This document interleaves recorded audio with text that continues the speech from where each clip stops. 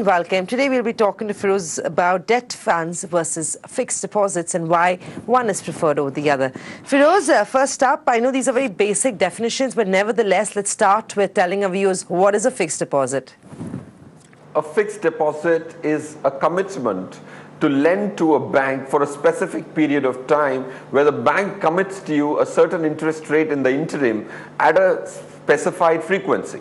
So when you invest your money with a bank and you commit your money for a certain period of time, that's why the nomenclature fixed and deposit. So you're depositing your money for a fixed period to be motivated for an interest paid at a predetermined frequency. Right. Feroz, what about debt funds?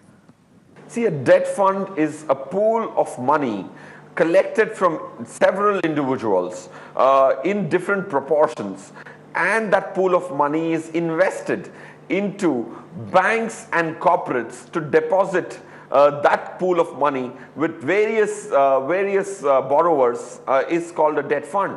For example, if there's a pool of money that's invested in 10 banks in the form of something called a certificate of deposit, a CD, or lending to corporates or to government on behalf of all these investors who have actually contributed to this pool is called a debt fund, and the interest keeps getting credited to that pool of money to the beneficial interest of all the people who have contributed to create the pool in the first place.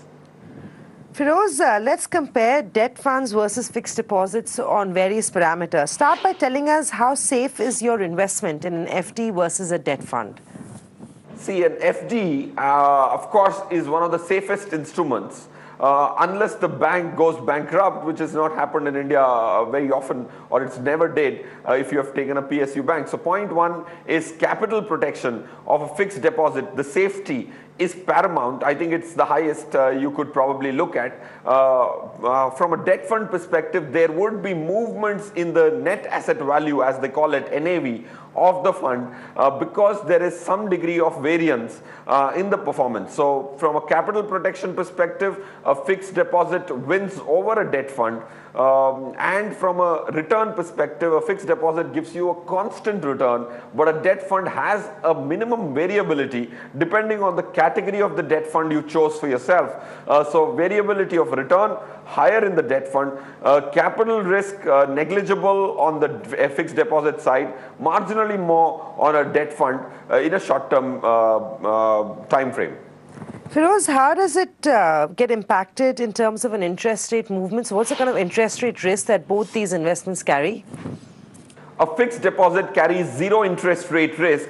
What do you mean by an interest rate risk? If the market interest rate after you have made your deposit, if it goes up and down, and any movement on your money, if there is a risk of market movement of interest rate on your value of your investment, that is called interest rate risk. In a fixed deposit, as it is apparent that there is no risk, even if you've made a fixed deposit of 8% and if interest rates went up to 9%, your fixed deposit will continue to earn 8% and there will be no reduction in capital value. So interest rate risk in a fixed deposit is zero. Interest rate risk in debt funds could vary between the different category of debt funds. If you wish to have no variability in the interest rate risk, then you have to choose yourself a fixed maturity plan, which is one category of a debt fund. So in the debt fund basket, fixed maturity plans, no interest rate risk. But in other debt funds, of course, there is varying interest rate risk depending on the category you choose. Feroz, what about credit risk? Fixed deposits don't carry a credit risk, do they? They carry credit risks, Amina, actually, because if I've made a deposit with a bank and if the bank actually has to file for bankruptcy, then my money is only insured to the amount of 1 lakh rupees. If I've, for illustrative purposes, if I've made an investment or I've made a fixed deposit of 10 lakh rupees, there is a mandatory insurance per fixed deposit per person of 1 lakh rupee in a bank. So the other 9 lakh rupees will have to go through the legal proceedings to get my money. So credit risk is reasonably there in a fixed deposit because there is a dependency of the corporates or that specific bank to be afloat and be solvent at the time of maturity of the fixed deposit. Right. In terms of certainty of risk of rate of returns, with a fixed deposit, we know upfront the kind of returns that we can be getting, or we will be getting. Is that the same way for debt funds? No, debt funds, unfortunately or fortunately, they give you a higher return in most circumstances, give you a higher return provided you've chosen your debt fund wisely. But the second decimal identification of return which is possible in a fixed deposit, for example, if I bought a fixed deposit of 8.25%, so I second decimal know what my return is going to be before I actually go into that investment. In a debt fund, there is going to be variability, 1 or 2% this way or that way, as long as you've made your smart choice. But it has seen that the return is going to be higher by 1.5–2%. So the risk is well worth it to not know exactly what the return is going to be. As long as you can stick the course and stay invested for 3 years in a debt fund, it is most likely that you will make 2% more post-tax on a debt fund. Right. If you stay the course and know you can commit that money for a certain amount of time, then a debt fund is what Feroz recommends in terms of rate of returns. But with regard to liquidity, Feroz, how liquid are both those instruments that we just talked about?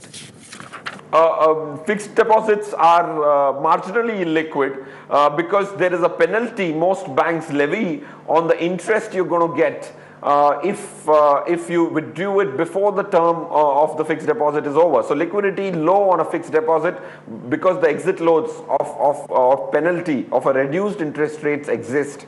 In a debt fund, since there's a basket of several categories of debt funds, more than 10 categories, so you can start with your investment time frame for 1 month to as much as 10 years. So liquidity can be addressed depending on the choice you make and make sure that what is suitable to your time frame is bought. And even if you then shorten your investment period, exit load free. 9 रुपए 20 पैसे पर litre इस पे excise duty